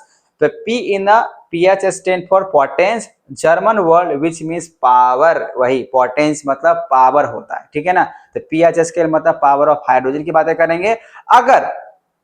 अगर मान लीजिए आपका पीएच स्केल अगर बोला गया 7 के बराबर है, जैसे अभी हम लोग देखने वाले हैं, जैसे ये 7 हुआ है ना, अगर ये 7 है जो ग्रीन दिखा रहा है तो ये न्यूट्रल होता है, 7 यहाँ पे क्या होता है, न्यूट्रल हो जाता है। वही अगर मान लीजिए पीएच अगर कम है 7 से, इधर जितना अगर आएगा, ये आपका टोटल कितने होते हैं 14, टोटल कितने होते हैं 14, तो 1 से लेकर आपको 14 तक आपको जो है ना ये स्केल ध्यान रखना है। 1 से लेकर 14 तक यूनिवर्सल इंडिकेटर्स हम लोग यूज करते हैं, 1 से लेकर 14 तक। 7 क्या होता है आपका, तो न्यूट्रल होता है। अगर 7 से अगर कम आइएगा, जैसे 6, 5, 3, 4, 2 इस तरीके से अगर आइएगा ना, तो ये एसिडिक बन जाता है, रेड हो जाता है, ठीक है ना। और वही अगर मान लीजिए आप 7 से अगर आप आगे जाते हो 14 तक अगर आते हो, तो ये क्या बन जाता है, बेस बन जाता है, मतलब ये बेस बनना शुरू हो जाता है। इधर अगर आएंगे 6, 5, 3, 4, 2 इस तरीके से अगर आते हैं, तो ये आपका बन जाएगा हाईली एसिडिक बन जाएगा। और इधर अगर आप आगे बढ़ते हो तो ये हाईली बेसिक नेचर आएगा, साथ क्या होता है, न्यूट्रल होता है, ठीक है। ये आपको बात पता चल गया। ये होता है स्केल, ये होता है पीएच स्केल, मतलब potential of hydrogen, power of hydrogen, जो कि हम लोग यूनिवर्सल इंडिकेटर से पता करते हैं H+ आयंस का कॉन्सेंट्रेशन। जैसे यहाँ पर आप देख सकते हो पीएच स्केल का मैंने कुछ वैल्यू लिया, क्योंकि यहां से भी क्वेश्चन आपको आते हैं, यहां से भी क्वेश्चंस आते हैं बच्चों, तो आपको ये ध्यान रखना है। देखो यहाँ पे अगर 0 पे देखें क्या रखा हुआ, हाइड्रोक्लोरिक एसिड, ठीक है, जो कि बहुत ज्यादा स्ट्रॉन्ग एसिड होता है, आपको पता पहले से है। वही अगर बात करें 1 पे एस्ट्रोमक एसिड की बात किया जाता है, ऑप्सिट्स होते हैं। बैटरी एसिड्स की बात करें जो नॉर्मल, और यहाँ पे बोला गया नॉर्मल एस्ट्रोमक एसिड इसी नंबर पे है। सोडा विनेगर अगर बात करें तीसरा नंबर पे होता है। ऑरेंज जूस और ये एसिडिक सॉल्ट्स भी चौथा नंबर पे दिया गया। टमाटोज हुआ, बनाना हुआ, कॉफी हुआ, ये 5वें नंबर पे एसिड के नाम पे। वही छठा नंबर पे बात है ब्रेड, सैल्मन, पोटैटोज और नॉर्मल रेन, ये नॉर्मल जो रेन होते हैं ये भी बोला गया आपका एसिड है, जिसका पीएच स्केल कितना दिया है, 6 दिया हुआ है। वही 7 होता है प्योर वाटर, मिल्क होता है, ह्यूमंस का सलेबा होता है, ब्लड होता है। यहां से क्वेश्चंस बोला आ सकता है, ठीक है ना, इसीलिए आपको ये ध्यान रखना है। वही आप देखिए सी वाटर हुआ 1 हुआ 8, मतलब आप बेसिक मतलब कड़वा आप शुरू हो जाएगा, ठीक है ना। बेकिंग सोडा हो गया, फॉस्फेट डिटर्जेंट्स हो गया जो कि कड़वा होता है, ठीक है ना, सो भी टचेबल मैंने बात बोला था। मिल्क ऑफ मैग्नीशिया हो गया, अमोनिया हुआ, नॉन फॉस्फेट डिटर्जेंट्स हो गया, ब्लीच हो गया, और ये सोडियम हाइड्रोक्साइड हुआ। आप यहाँ पे देख सकते हो नंबरिंग दिया हुआ है। ये आपको नंबरिंग मतलब क्या है, इसका पीएच स्केल इतना होता है 14 होता है। सोडियम हाइड्रोक्साइड जो कि बहुत ही हाईली बेसिक होता है, सोडियम हाइड्रोक्साइड, ठीक है ना। NaOH की जो मैंने बात बोला था ये हाईली क्या होता है, बेसिक नेचर का होता है। तो आपको ये याद रखने हैं, ये आपको याद रखने हैं, जो कि बहुत ही ज्यादा इंपॉर्टेंट है। PH value show by different colours, role of pH everyday life. PH our digestive system, जैसे डाइल्यूट एसिड, जैसे मैंने बात कर लिया hydrochloric acid help in digestion food of food, पता ही है। HCl का काम क्या है, डाइजेस्ट करना, जर्म्स को किल करना, जो हम लोग खाना खाने के साथ क्या करते हैं। उसके बाद बोला गया यहाँ पे proteins in our stomach, excess acid in stomach cause of acidity, जिसको हम लोग जो है इंडिगेशन भी बोल सकते हैं। एंटासिड, अच्छा एंटासिड मतलब एसिड नहीं है, बेस होता है, ठीक है ना। तो एंटासिड लाइक्स अगर बात करें मैग्नीशियम हाइड्रोक्साइड, अगर आपसे पूछ दिया जाए एंटासिड में कौन कौन चीज आ सकता है, तो कम से कम इतना नाम तो बोल ही सकते हो ना, मैग्नीशियम हाइड्रोक्साइड, ठीक है ना, कैल्शियम हाइड्रोक्साइड, ये सब क्या होता है, कैल्शियम हाइड्रोक्साइड, मैग्नीशियम हाइड्रोक्साइड, ये सब का सब आपका हो जाएगा एंटासिड, जिसको लोग मिल्क ऑफ मैग्नीशिया या sodium hydrogen carbonate, baking soda हुआ, used in the neutralize excess acid. ये भी आपको यहां से भी क्वेश्चन बनते हैं। अब बोला यहाँ पे tooth decay caused by acid, they bacteria present in our stomach, sorry mouth converts the sugar into acids when the pH of acid of form in the mouth fall below 5.5। मतलब जो हम लोग बातें कर रहे हैं यहाँ पे, जो टूथ डिके की बात कर रहे हैं, जो कि बोला गया कितना लेवल पर 5.5, जो रेशियो कितना दिया हुआ है, परसेंटेज कितना दिया है, कितना स्केल दिया है, 5.5 परसेंटेज नहीं 5.5 स्केल की बात कर रहे हैं। टूथ देख के बोला यहाँ पे start the excess acid has to be remove by the cleaning of the teeth with a good quality of toothpaste because this kinds of toothpaste are alkaline in nature. आपके टूथपेस्ट में नमक है तो यहाँ पे यही बातें किया जा रहा है 5.5 जो अल्कलाइन नेचर का हो जाएगा। ठीक है, तो ये आपको डेली लाइफ में जो हम लोग एसिड बेस का जो यूज करते हैं उसके हिसाब से पीएच स्केल यूनिवर्सल्स में हम लोग इसको यूज कर सकते हैं। ठीक है बच्चों, अब यहाँ पे ये कुछ बातें हैं जो कि आपको याद करने की जरूरत है। नेचुरल ऑकरेंस एसिड, विनेगर में क्या होता है, एसिटिक एसिड होता है। ऑरेंज में क्या होता है, साइट्रिक एसिड्स होता है। लेमन में क्या होता है, साइट्रिक एसिड्स होता है। टमाटो में क्या होता है, ऑक्सैलिक एसिड होता है। और सावर मिल्क में क्या होता है, लैक्टिक एसिड हो गया। और टैमरिंड में अगर बातें करें तो यहाँ पे टाइट्रिक एसिड हो जाएगा, खट्टा। ठीक है, एंटास्टिंग में क्या होता है, तो मेथनोइक एसिड्स होता है। और नेटल एस्टिंग में अगर बातें करें तो मेथनोइक एसिड ही होता है। नेटल एस्टिंग में बातें करें तो मेथनोइक एसिड। ये आपको बच्चों याद करना पड़ेगा क्योंकि बिना याद किए हुए आपका काम नहीं चल सकता है। तो इसीलिए आपको ये याद करना पड़ेगा कि किसमें किस टाइप के एसिड होते हैं और खास कर ये आपका कौन सी है, नेचुरल सोर्सेज ऑफ एसिड। और ये नेचुरल सोर्सेज ऑफ अगर एसिड्स की बातें कर रहे हैं तो ये आपको याद करना ही पड़ेगा। ठीक है, चलिए ये आप याद कर लीजिएगा। कॉमन सॉल्ट, चलिए अभी तक हम लोग जो बातें कर रहे थे वो सिर्फ था एसिड और बेस। जो भी मैंने बात बोला आपको समझाया, मैं आपको इस वीडियो में सिर्फ और सिर्फ बेसिक की बात कर रहा हूं जो क्लास 10th लेवल के हिसाब से बहुत ही ज्यादा इंपॉर्टेंट है। ठीक है ना, तो आपको ध्यान से सुनना है। ठीक है, मैंने बहुत सारे यहाँ पे प्रॉपर्टीज रिएक्शंस के मैंने बात बताया। ठीक है ना, अब मैं बात कर रहा हूँ सॉल्ट के बारे में। एसिड बेस के बारे में आपने समझ गया, पीएच स्केल क्या होता है आपको ये समझ में आ गया। ठीक है ना, अब यहाँ पे मैं बात कर रहा हूँ सॉल्ट के बारे में जो हम लोग खाते हैं। सॉल्ट आप शुगर सॉल्ट जो बोलते हैं, शुगर वो क्या आता है, शुगर सॉल्ट मैंने इसीलिए बोला क्योंकि वो मीठापन है, मतलब स्वीट मतलब मीठा वाला, खट्टा वाला। ठीक है ना, नमकीन वाला।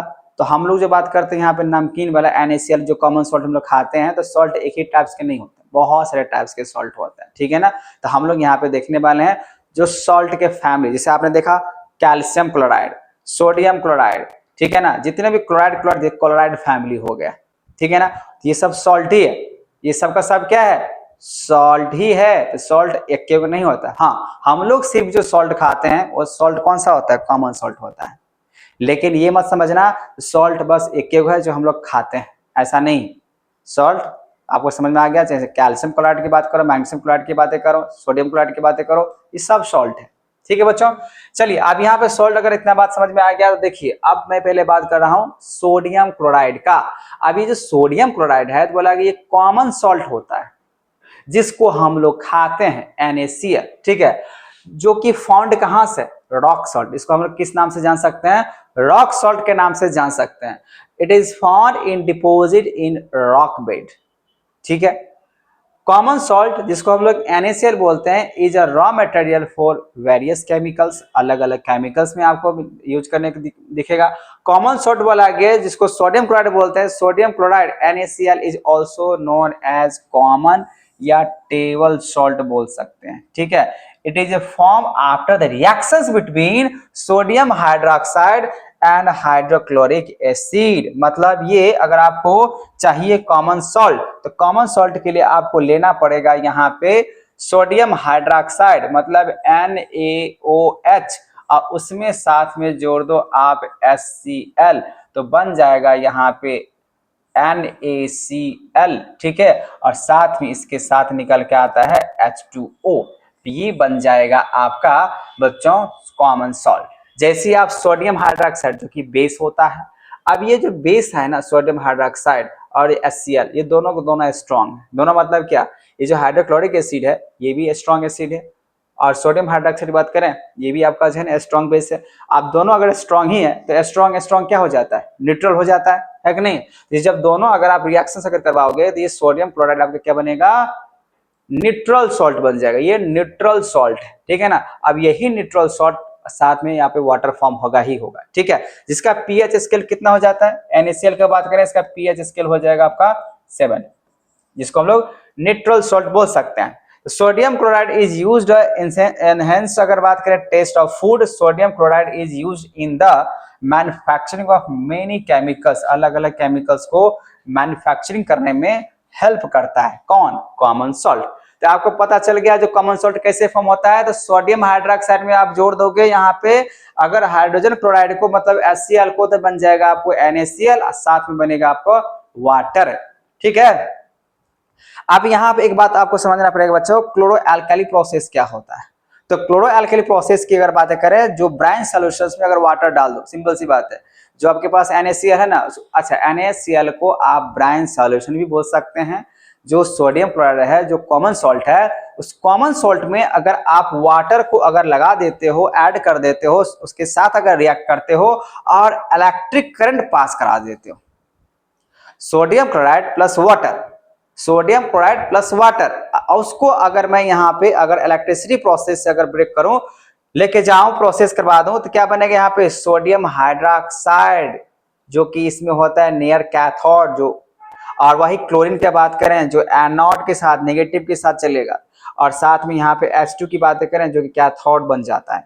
अब ये सारे प्रोडक्ट्स जो निकल के आएंगे, इसी को हम लोग बोलते हैं अल्काली प्रोसेस। मतलब ये ब्राइन सॉल्यूशंस में वाटर के साथ रिएक्शंस करने के बाद अगर आप इलेक्ट्रिसिटी को प्रोसेस करवा देते हो, और प्रोसेस कराने के बाद जो आपके प्रोडक्ट मिल के आ रहे हैं यहाँ पे सोडियम हाइड्रोक्साइड, क्लोरीन और H2 गैसेज, इसी प्रोसेस को आप क्या कहोगे? क्लोरो मतलब क्लोरीन, अल्काली, अल्काली मतलब बेस। ठीक है ना। तो यहाँ पे क्लोरो अल्काली प्रोसेस के साथ, क्योंकि NaOH जो कि बेस होते हैं, ठीक है ना, क्लोरीन निकल के आया, क्लोरो मतलब क्लोरीन हुआ, NaOH जो कि आपका अल्काली है, ठीक है ना, ये सब जो प्रोडक्ट निकल के आ गया, तो आप इसी को बोल सकते हो क्लोरो अल्काली प्रोसेस, क्योंकि यहाँ से क्वेश्चन आपको आएंगे ही आएंगे। तो ये बात आपको बच्चों समझ में आ गया। अगर आप सोडियम क्लोराइड में अगर वाटर को आप ऐड कर देते हो और इलेक्ट्रिसिटी अगर पास करा देते हो, तो यहाँ पे NaOH सोडियम हाइड्रोक्साइड और साथ में क्लोरीन यहाँ पे आपको निकल के आ जाएगा। ठीक है, ये आपको समझ में आ गया। चलिए आगे समझते हैं। आगे भी मैंने इसको लिखा है, जो sodium hydroxide is a strong base होता है, जैसे कि आपको मैंने बता दिया। It is also known as caustic soda. हम उसको किस नाम से जान सकते हैं? कॉस्टिक सोडा के नाम से जान सकते हैं। NaOH को, सोडियम हाइड्रोक्साइड को। ठीक है, यहाँ पे मैं लिख देता हूं, सोडियम हाइड्रोक्साइड जो आपको दिख रहे हैं NaOH, ये आपका होता है कॉस्टिक सोडा के हिसाब से। It is obtained by the electrolytic decomposition of solution of sodium chloride, जिसको हम लोग ब्राइन सॉल्यूशन भी बोलते हैं, in the presence of electrolytic decomposition. मैंने जो अभी बताया आपको, ब्राइन एक्वस सॉल्यूशंस होगा, पानी मिला देने से होगा। सोडियम क्लोराइड ब्राइन डिकम्पोज मतलब NaCl प्लस H2 दोनों मिला दीजिए और इलेक्ट्रिसिटी के साथ डिकम्पोज कर दो टू फॉर्म हाइड्रोक्साइड।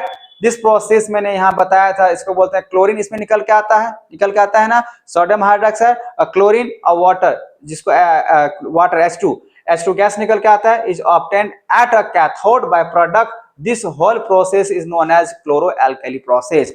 मतलब ये आपने NaCl लिया, सोडियम क्लोराइड लिया, सोडियम क्लोराइड में आपने वाटर ऐड करा, वाटर ऐड करने के बाद आपने इलेक्ट्रिसिटी पास करवा दिया, मतलब इलेक्ट्रोलाइट करवा दिया, और उसके साथ आपको निकल के यहाँ पे आ रहा है सोडियम हाइड्रोक्साइड, साथ में क्लोरीन गैसेज, और साथ में आपको निकल के आ रहे हैं यहाँ पे हाइड्रोजन गैसेज। तो आप इसको बोल सकते हैं क्लोरो एल्काली प्रोसेस बोल सकते हैं। ठीक है, जो कि ब्राइन सॉल्यूशन किसको बोलेंगे? NaCl को बोल सकते हैं ब्राइन सॉल्यूशन, जो कि उसके साथ रिएक्ट कराते हैं। ठीक है बच्चों, अब यहाँ पे देखिए, use of product after the electrolysis या ब्राइन। आपने ब्राइन सॉल्यूशंस को यहाँ पे प्रोडक्ट बना दिया, अब इसके प्रोडक्ट को क्या करना है? H2, उसके बाद Cl2, और आपके पास बचा हुआ है यहाँ पे NaOH मतलब कॉस्टिक सोडा। तो आप देखो, hydrogen gas is use as a fuel. Hydrogen gas को हम लोग किस तरीके से यूज करते हैं? फ्यूल के हिसाब से यूज करते हैं। ठीक है ना। उसी तरीके से अगर बात करें, जैसे आप देख सकते हैं यहाँ पे ग्रैनी लिखा हुआ है, मेकिंग ऑफ, देखें अमोनिया फर्टिलाइजर्स में ये सब यूज किया जाता है। Use of product after the electrolysis process. Chlorine gas हम यूज करते हैं वाटर को ट्रीटमेंट करने के लिए, साफ करने के लिए। ठीक है ना। मैन्युफैक्चरिंग ऑफ देखें PVC, फिर यहाँ पे है डिस्टिफिकेटेंट, CFC, पेस्टिसाइड्स, ये सब हम लोग यूज करते हैं क्लोरीन गैसेज को। It is also use in the manufacturing of bleaching powder and hydrochloric acid. ये प्रोसेस करने के बाद आपको ये जो सॉल्यूशन निकला NaCl प्लस H2, NaCl और H2, अब जैसे ही वाटर रिएक्ट करवा दिए, उसके बाद इलेक्ट्रोलाइसिस प्रोसेस करवा दिए, इलेक्ट्रिसिटी प्रोसेस करवा दिए, और उसके बाद जो प्रोडक्ट आपका बचा हुआ है, क्या बचा हुआ है, सोडियम हाइड्रोक्साइड की बातें करें या क्लोरीन की बातें करें या H2 की बातें करें, अब वो हाइड्रोजन गैस का, क्लोरीन का, एक तो समझ में आ गया जो कॉस्टिक सोडा है। बाकी बात क्या करना है, सोडियम हाइड्रोक्साइड को क्या करना है, तो sodium hydroxide use for the decreasing of metals, साफ सफाई के लिए कर सकते हैं, manufacturing of paper, shop, detergent and artificial fibres, bleach etcetera, ये सब हम इसका यूज कर सकते हैं। तो देखो बच्चों, ये आपको नोट कर लेना है, क्योंकि यहाँ से आपको जो है ना क्वेश्चंस आते ही आते हैं, ठीक है ना। आप पूछ दिया जाएगा क्लोरो एल्काइल प्रोसेस क्या होता है, तो आपको इक्वेशन तो लिखना ही पड़ेगा। इक्वेशंस याद रखना बहुत जरूरी है। केमिस्ट्री में जो रिएक्शंस वाला जो इक्वेशंस होते हैं वो आपको याद रखना ही पड़ेगा। आपको एक लाइन का, दो लाइन का जो भी डेफिनेशन वो तो याद रखना है आपको। अगर जब तक आप इक्वेशन से आप क्लियर नहीं करोगे तब तक वो केमिस्ट्री का माना ही नहीं जाता है, ठीक है ना। इसीलिए चाहे किसी का रिएक्शन हो, मैंने जितना भी रिएक्शन बताया है उस रिएक्शन में से जिस टाइप के भी क्वेश्चन अगर पूछ दिया जाए तो उसके लिए आपको इक्वेशंस लिखना जरूरी है। अगर आप इक्वेशंस नहीं लिखते हो तो थोड़ा सा अटपटा लगेगा, थोड़ा सा जो क्वेश्चंस है वो क्लियर कट नहीं हो पाएगा। इसीलिए उस क्वेश्चंस के आंसर्स आपको क्लियर कट जो देने हैं, जवाब वो देने हैं इक्वेशंस। इक्वेशंस साथ में आप जैसे उसको एलेबोरेट करना चाहते हो, एक्सप्लेन करना चाहते हो, आप करो, ठीक है ना। तो ये बात आपको समझ में आ गया।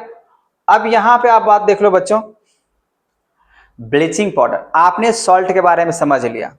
जो कॉमन सॉल्ट NaCl कैसे मिलेगा, तो मैंने बता दिया HCl और सोडियम हाइड्रोक्साइड को आप यहाँ पे जोड़ लो तो बन जाएगा आपका कॉमन सॉल्ट, जिसको हमने देख दिया यहाँ पे ब्राइन सोल्यूशन में भी डाल के देख लिया। अब यहाँ बात करते हैं bleaching powder.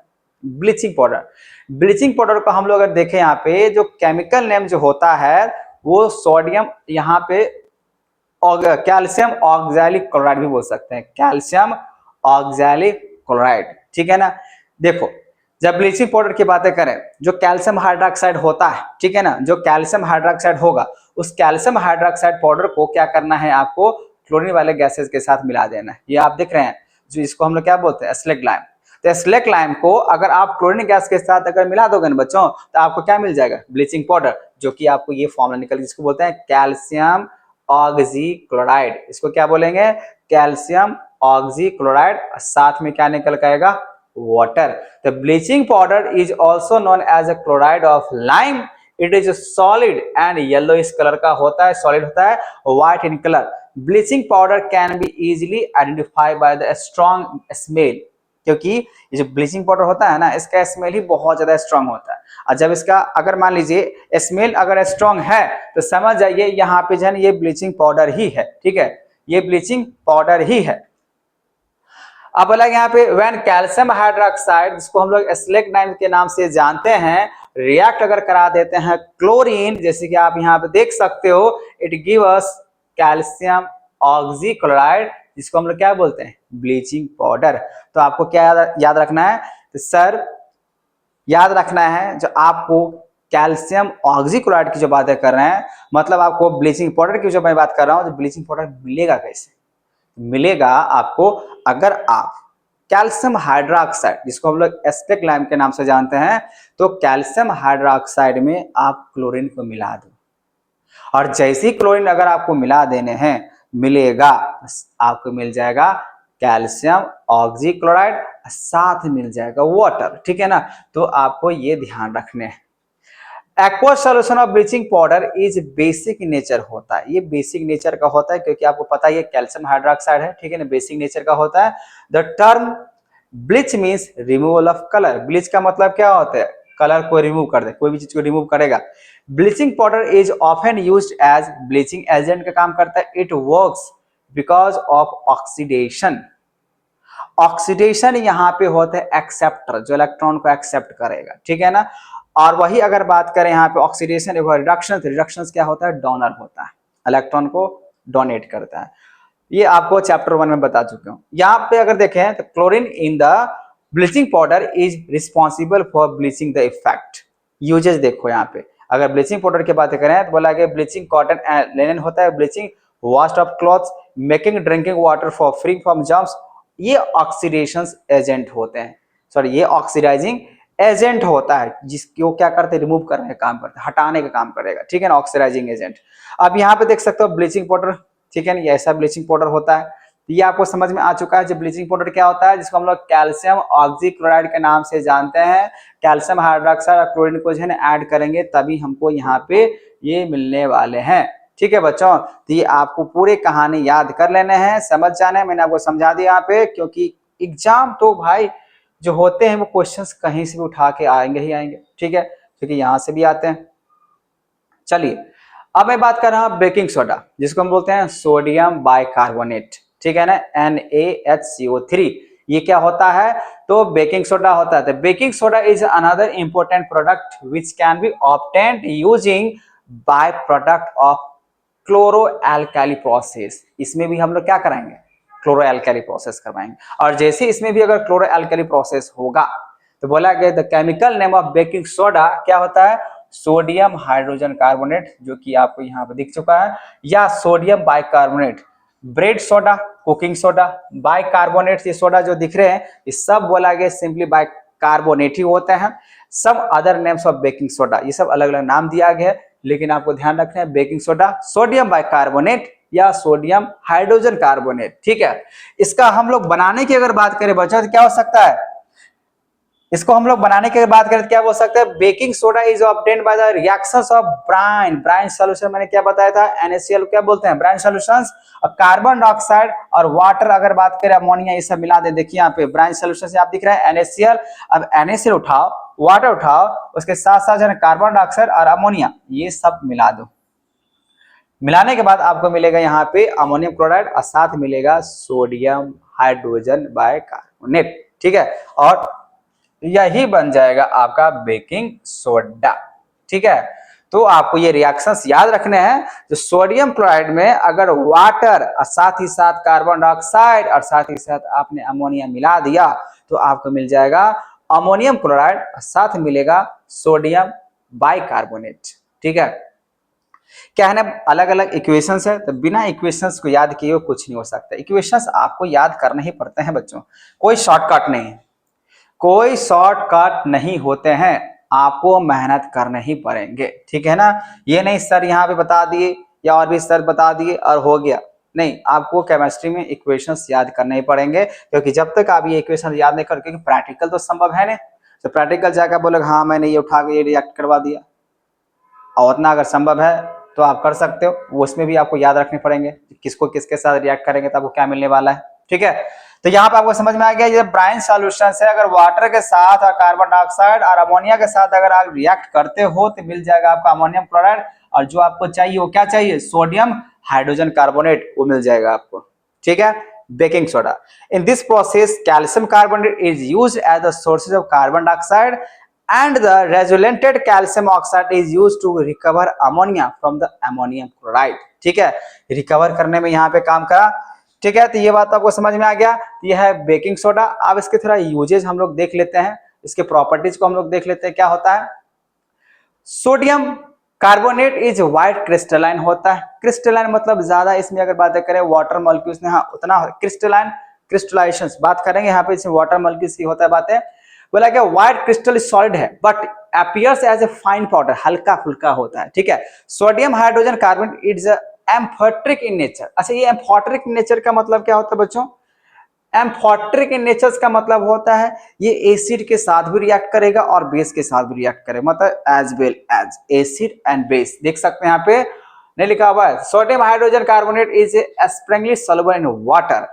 Thermal decomposition of sodium hydrogen carbonate, जिसको बेकिंग सोडा कह सकते हैं यहाँ पे, when baking soda is heated, जब आप बेकिंग सोडा को आप हीट करोगे तो डिकम्पोज हो जाता है सोडियम कार्बोनेट और कार्बन डाइऑक्साइड और वाटर। यहाँ पे देख सकते हो सोडियम हाइड्रोजन कार्बोनेट या सोडियम बाइकार्बोनेट को जब आप हीट करोगे, हीट करने के साथ सोडियम बाइकार्बोनेट, कार्बन डाइऑक्साइड और यहाँ पे वाटर फॉर्म हो जाता है। तो ये भी इक्वेशंस आपको याद रखने की जरूरत है, अगर आप याद नहीं रखोगे तो आपको नहीं समझ में आएगा। तो sodium carbonate after from thermal decomposition of sodium hydrogen carbonate decompose into sodium oxide and carbon dioxide on further heating। अब इसको फर्दर हीटिंग कर लो, अब बनेगा यहाँ पे सोडियम ऑक्साइड और कार्बन डाइऑक्साइड, जिसको बोलते हैं डिहाइड्रेशन रिएक्शन, मतलब ड्राई हो जाएगा। ठीक है ना, डिहाइड्रेशन वाले। ठीक है, अब इसका अगर यूज की बात है पाउडर के फॉर्म में चला जाएगा, तो आपको ये बात समझ में आ गया। अगर सोडियम कार्बोनेट में अगर आप हीट दे देते हो बच्चों, तो यहाँ पे सोडियम कार्बोनेट साथ में कार्बन डाइऑक्साइड वाटर भी मिल जाता है। और इस सोडियम कार्बोनेट को आफ्टर थर्मल डिकम्पोजिशन के बाद हीट देने के बाद सोडियम हाइड्रोजन कार्बोनेट को डिकम्पोज अगर सोडियम ऑक्साइड में कर लें, यहाँ देख सकते हैं सोडियम ऑक्साइड और साथ में कार्बन डाइऑक्साइड, इसको फर्दर हीट करने के बाद इस रिएक्शन को बोलते हैं डिहाइड्रेशन रिएक्शन बोलते हैं। ये आपको याद रखना है। इसका यूजेज की अगर बात करें, जब बेकिंग सोडा का यूज कहां पे कर सकते हैं, तो for making of tasty crispy या पकौड़ा क्रिस्पी, ठीक है ना, पूरा एकदम से चकना एकदम से लगता है क्रिस्पी टाइप का, ठीक है, तुरंत उसको जो है खाने में। न्यूट्रलाइज एसिडिटी, जिसको माइल्ड बेस या antacid, antacid milk of magnesia हुआ, कैल्शियम हाइड्रोक्साइड बात करें, सब क्या है, मिल्क ऑफ मैग्नीशिया, तो न्यूट्रलाइज एसिडिटी हुआ। सोडा एसिड फायर एक्सटिंग्विशर्स में भी होते हैं। डिले ऑफ कर्डिंग ऑफ मिल्क, अच्छा मिल्क में भी मिलाए जा सकते हैं, क्योंकि क्या है ना, जैसे ही आप बेकिंग सोडा को मिल्क में मिलाएंगे तो वो फटने की जो होता है ना, ब्रेक कर जाएगा, दूध है फटने के चांसेस होता है तो थोड़ा सा कम हो जाएगा, ठीक है। तो डिले कर्डिंग ऑफ मिल्क मतलब दूध में थोड़ा सा देरी हो रहा है, सुबह से शाम हो रहा है, लेट हो रहा है दूध को उबालने में, तो आप उसमें तब तक के लिए क्या मिला दो, बेकिंग सोडा। और जैसे उसमें अगर बेकिंग सोडा अगर मिलाते हो तब तक उसके लिए राहत भरी बात होता है, उसमें ज्यादा टेंशन वाली बात नहीं। जो फटने की जो बातें करते हैं ना, वो फटेगा नहीं, इसीलिए आप उसमें आप मिला सकते हो तो बेकिंग सोडा मिला सकते हो, ठीक है। फॉर फास्टर कुकिंग मतलब तुरंत पकाने के लिए, आप तुरंत पकाने के लिए अगर बात करें तो आप यूज कर सकते हो, यहाँ पे क्या यूज कर सकते हो, बेकिंग सोडा का यूज कर सकते हो। तो आई होप आपको ये समझ में आ गया। तो सोडियम बाइकार्बोनेट क्या होता है, तो सोडियम बाइकार्बोनेट हम लोग जिसको बेकिंग सोडा बोलते हैं, जिसका यूज हम लोग जो है ना ये सारे प्रोडक्ट्स बनाने में काम करते हैं, ठीक है बच्चों। बेकिंग पाउडर, बेकिंग पाउडर की बात करें तो baking powder is produce carbon dioxide on heating, so it's use in the cooking to made the batter spongy, मतलब चपचपा चिपचिपा क्या बोलते हैं, स्पॉन्गी स्पंजी टाइप का, ठीक है ना। तो स्पंजी टाइप को बनाने के लिए हम लोग क्या करते हैं, बेकिंग पाउडर यूज करते हैं। जैसे ऑल दो बेकिंग सोडा, इसको बेकिंग सोडा के हिसाब से बोल सकते हैं, क्योंकि वही क्रिस्पी बनाने के लिए मैंने यूज किया था बेकिंग सोडा, ये बेकिंग पाउडर है, बात सेम ही निकल के आएगा। यहाँ पे baking soda also produced in the carbon dioxide and heating, but it not used in the cooking because on heating baking soda is produced sodium carbonate along with carbon dioxide, ये आपको ध्यान रखने हैं, ठीक है।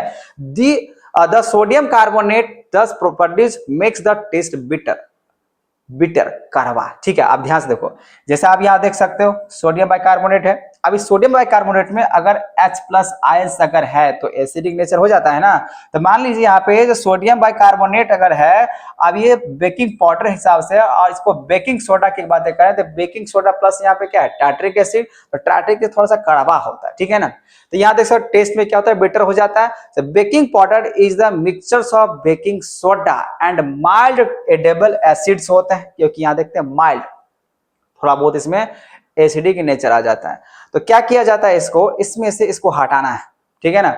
इसमें से मुझे क्या करना है, H+ को हटाना है, तभी तो यूज करने लायक हो सकता है, खाने लायक हो सकता है। Generally tartaric acid is mixed with the baking soda to make baking powder, बात समझ में आया। जनरली हम लोग क्या करते हैं, टार्ट्रिक एसिड को मिक्स करा देते हैं, और जैसे ये टार्ट्रिक एसिड अगर मिक्स होता है, जैसे ये टार्ट्रिक एसिड अगर मिक्स करवाते हैं बेकिंग सोडा में तो बन जाता है बेकिंग पाउडर। जैसे आप देख सकते हैं यहाँ पे ये आपका है बेकिंग सोडा है ना, NaHO3 मतलब सोडियम बाइकार्बोनेट, और ये रहा आपका टार्ट्रिक एसिड C4H6 और O6। और जैसे यहाँ पे NaOH की बात करें, मतलब टार्ट्रिक एसिड को बेकिंग सोडा के साथ अगर आप ऐड करोगे तो मिलेगा आपको कार्बन डाइऑक्साइड, वाटर, और ये बनेगा आपका सोडियम टाइट्रेट बन जाएगा।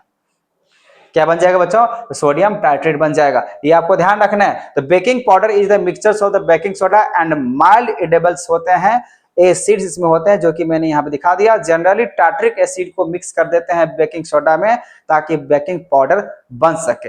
अब यहाँ पे आपको बेकिंग पाउडर बनाने की बात करता हूँ, ठीक है ना, ये आपको समझ में आ गया। अब देखिए अब क्या होगा, यहाँ पे जब when baking powder is heated, जो बेकिंग पाउडर है उसको अगर हीट करेंगे तो सोडियम हाइड्रोजन कार्बोनेट NaHCO3 की बातें कर रहे हैं, डिकम्पोज हो जाएगा CO2 एंड सोडियम कार्बोनेट, और साथ ही में अगर कहें तो CO2 bread and cake fluffy बन जाता है। और tartaric acid help to remove bitter taste, जो टार्ट्रिक एसिड जो होता है वो क्या चीज में हेल्प करता है, तो हेल्प करता है बीटर टेस्ट के लिए, ठीक है, मतलब उसको जो बीटर टेस्ट होता है ना उसको हटाने का काम करता है, ठीक है। और जैसे वो हटेगा तो उसमें बन जाएगा सोडियम कार्बोनेट, जो कि एक तरीके से ठीक ठाक रहता है। ये आपको समझ में आ गया बच्चों।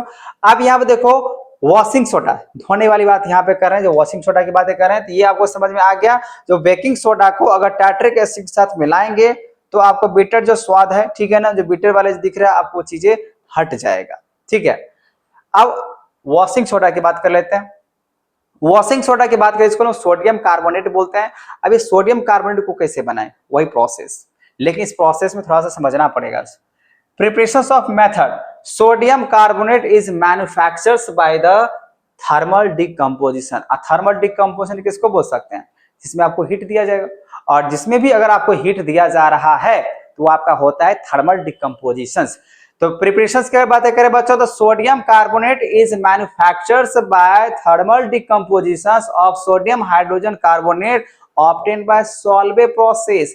ये आप देख रहे हैं सॉल्वे प्रोसेस। सॉल्वे प्रोसेस क्या होता है, जब यहाँ पे आप सोडियम कार्बोनेट को, ठीक है ना, सोडियम कार्बोनेट इज मैन्युफैक्चरिंग किया थर्मल डिकम्पोजिशन के साथ में, उसका आप सॉल्वे प्रोसेस बोल सकते हो। हम इसका बात कर रहे हैं यहाँ पे। पहले तो आपको इसको समझा देना कि ये मैंने ऊपर ही आपको रिएक्शंस करके दिखाया था, ये आपको दिख रहा है, ये आपका सॉल्वे प्रोसेस था। ये तो हुआ ब्राइन सॉल्यूशन, जो कि आपको क्लोरो एल्कली प्रोसेस के हिसाब से मैंने दिखाया था, ये ब्राइन सॉल्यूशन है, ठीक है ना। NaCl क्या होता है, ब्राइन सॉल्यूशन। इसमें अगर आप जोड़ दिए कार्बन डाइऑक्साइड, अमोनिया और वाटर, तो आपको याद होगा बन के आया था आपका सोडियम क्लोराइड, ठीक है, और साथ में आया था सोडियम बाइकार्बोनेट। अब यहां तक तो ये तो मिल गया, यहां तक आपको सोडियम कार्बोनेट मिल चुका है, मैंने बता दिया सोडियम कार्बोनेट कैसे मिलने वाला है, ठीक है ना। अब ये सोडियम कार्बोनेट, जब बेकिंग सोडा की बात करें, अब जो सोडियम कार्बोनेट मिला हुआ है, अब इस सोडियम कार्बोनेट को आप यहाँ पे लेके आओ, इसको फर्दर हीट करो, और हीट करने के बाद आपको मिलेगा आपको कार्बन डाइऑक्साइड, वाटर, और यहां पे आपको मिलेगा सोडियम कार्बोनेट, जो कि एनहाइड्रस होते हैं, जो कि आपको ये एनहाइड्रस मतलब वाटर की मॉलिक्यूल्स इसमें होता है, वॉशिंग सोडा की बातें करें, ठीक है ना। और हाइड्रेट मतलब उसमें वाटर की मात्रा नहीं होता है। The sodium carbonate is obtain in this process is dry. ये क्या होता है, ड्राई होता है, सूखा। मैंने बोला वाटर की मात्रा नहीं, ड्राई हो जाएगा। It is called soda S, राख टाइप का होता है, जिसको एनहाइड्रस सोडियम कार्बोनेट बोलते हैं। ये ड्राई होता है। और यहीं पे अगर बोल दिया था, अगर मान लीजिए रिहाइड्रेशन बोला दिया था, ठीक है ना, तो यहाँ पे वाटर की बात होता है। Washing soda is obtained by the rehydration anhydrous sodium carbonate. ठीक है बच्चों, ये आपको समझ में आ गया।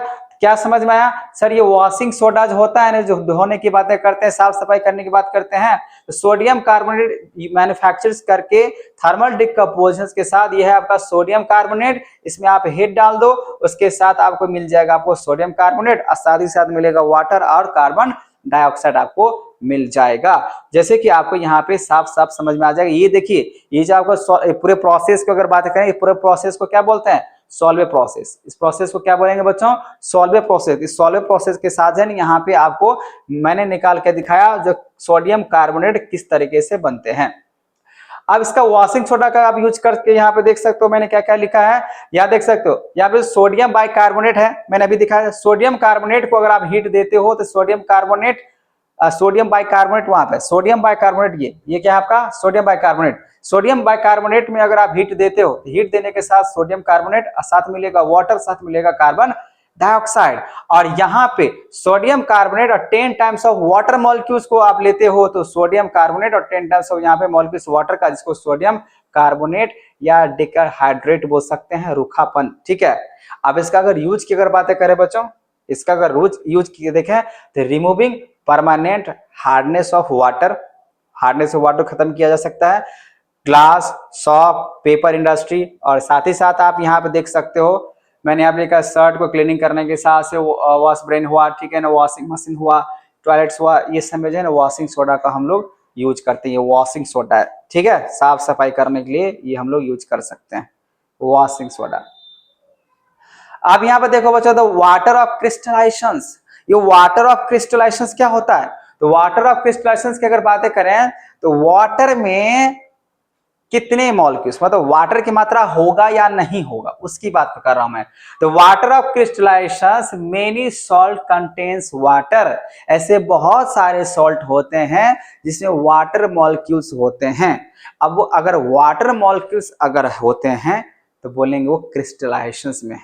कितने मात्रा में है, नहीं है, उसी की मैं बात कर रहा हूं।